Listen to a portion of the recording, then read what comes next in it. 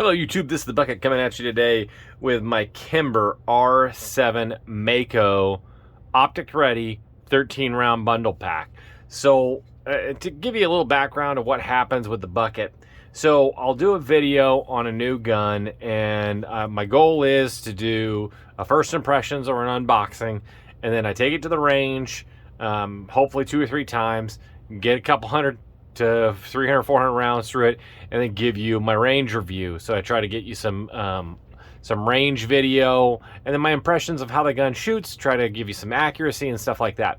So once I'm done, I'll trade for what I can, or if I have to sell them, then I end up taking that money and buying them, and like finding the new content is kind of, you know, always a thing that I'm looking for. And you know, I try to find some stuff that I think you guys might find interesting, or I find stuff that's maybe older, that maybe you've got one that's like it and you want to know a little bit more about your gun. So when I've been looking at this Kimber Mako for some time now, and it's just, I've never seen one in person, and I know they're out there. And finally, I was on Battlehawk Armory. I had gone through to Gun.Deals, and this deal came up, and it was awesome. It's amazing. So I'm really going to do a true unboxing today. I really haven't done much with this particular gun, and I want to show you what you'll get, because it looks like a pretty cool deal, and maybe if you're like me and you haven't seen the Kimber, this might be worthwhile. So you get a Kimber box, which is super, super exciting. Then all the paperwork that came with it, and then my literature from my FFL. So then you get this range bag, which is pretty cool, and we'll talk about that range bag here in a minute. And inside you get some more paperwork, a little extra lube. You know, you can always use some more lube. More junk. Kimber sticker decal. That's pretty cool if I can get it out. That car decal and NRA stuff, some of that stuff. So we'll move this box out of the way, because the cardboard box isn't going to do us much good. Then you get this range bag, and it's just a two-handed affair. So far, nothing else super exciting. Then you get, let's see what we got here. All right, so when you look in here, you get your manual. Let's take a look at that. Pretty much a black and white affair, good, thick. They didn't chintz on this, which is pretty nice. And then you get your range pouches with your mags. You get 1 13 round, 2 13 round, 3 13 round, 4 13 round mags. Doesn't say made in Italy on it, so I don't know if it's Metgar or not. I will tell you that this is a 10 round box magazine that they have extended to make it hold 13 rounds. So it won't mark and won't give you witness holes down to 13. So you'll have to count it up. All right, so you got that. You got your manual. Let's go ahead and zip that up right there. Then you get your gun. Comes in the nice bag. Open that up. I'd already taken the flag out, so we'll put that over. Actually, put that back in where we got it from. There we go. And then you get the gun. It'll be nice and lubed up, and in it comes a 10 round mag, a little bit smaller than the 13 round mag. Put that off to the side. Oh, it comes with your cool little rubber band so you don't forget who it is. That is the Mako. And then you get a holster. And this is by Mission First Tactical Holster and Mag Pouch. Oh, let's see what that looks like. Oh, wait a second. Holster and Mag Pouch. Let's take a look at that. Little in the waistband Kydex holster. Fits in there pretty good, and you will see that it does not block the Optic Ready plate, which is pretty cool. So put that off to the side. Put the bag in here, although it says and mag pouches. Maybe that's just the company makes holsters and mag pouches. That goes in here. Then when you look in your bag, you could put different things. Probably not big enough to hold your ammo, but you could put your cleaning kit in here. You could put a little tool kit in here. You know, pretty nice.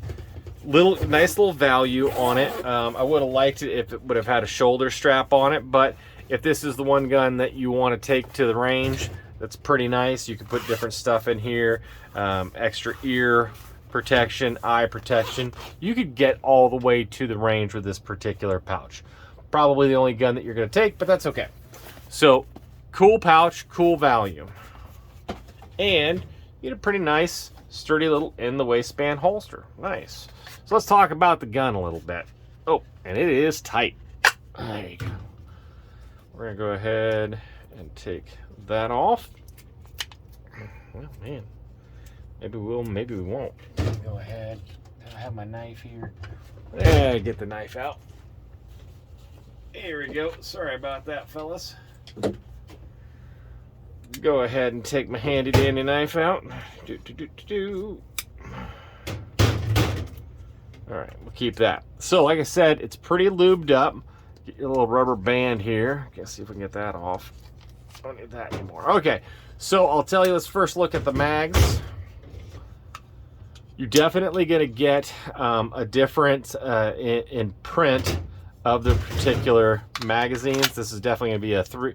You can definitely get your full-handed grip on this particular one. I don't have overly big hands, but I can barely get that on there. The 10-round affair, you're going to have a hard time getting any kind of purchase on that particular deal. So it is ambidextrous. I will tell you that this gun, the frame is really, really short. So if you compare this to a P365, your the amount of frame and slide is a lot taller, which means that the lower part of the frame, the part that you actually might struggle to conceal, is a lot shorter. So I actually think that this will be a little bit easier to conceal on the inside the waistband. And it is truly ambidextrous, but the problem with a truly ambidextrous is when you push in on the mag release, you're actually pushing out on this end, which means that if you wanted to do a quick mag change, you really have to change your grip. And with a 13-rounder, I can get it so it runs against my hand a little bit, but not too bad. But you can kind of tell I've really changed my grip quite a bit. And if I try to do that with the 10-rounder, man, that's just next to impossible. It's just going to catch on my hand every time. So this is a deep concealment weapon. I don't know if I'm a massive fan of the truly ambidextrous. I think I kind of prefer it being able to be switched to be ambidextrous. So that's just my feeling about that. I do like on this particular one, they slope it down a little bit more here, which I really think this is going to be really pretty good to conceal and carry. I think they did a good job of that. The sights are really nice. They are tritium night sights with that big front sight in a different color, which is going to be easy to pick up.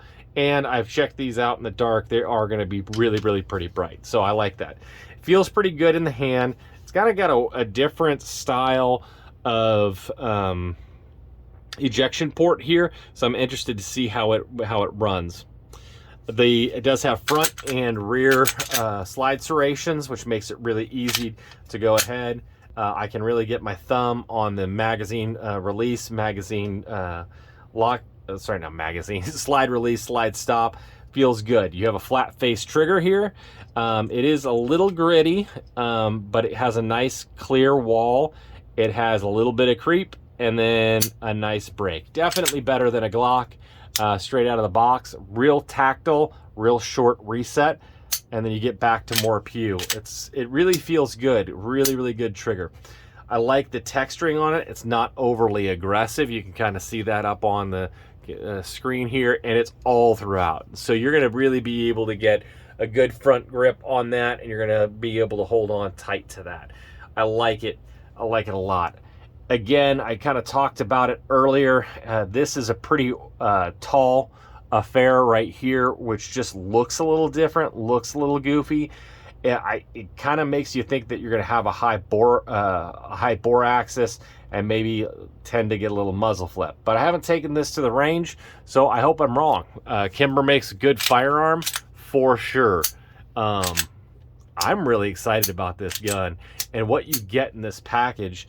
You know, inside the waistband holster, ready for an optic, already ready to go. Man, that might actually be a little bit of overkill. Look at all the mags that you get with this particular package here. I mean, that is a whole bunch of package, whole bunch of guns. When I bought this, I bought it for $514, $519, something like that. By the time I got it home, FFL fees, the whole shebang, $560. Right now, you could pick up a P365 for right around that $450. You're going to be $470, $490 to get those home. So realistically, I mean, you're looking at 50 extra bucks, and you're getting 4 high capacity magazines. You're getting a holster. You're getting a range bag. Man, I think this is a steal of a deal. So I'm really excited to get it to the range and see how she runs. I think it's going to be a neat gun. So I want to thank you guys so much for supporting the channel. I want to thank you for all the likes, for all the subscriptions. All the shares are really, really appreciated. And as always, you stay classy, YouTube.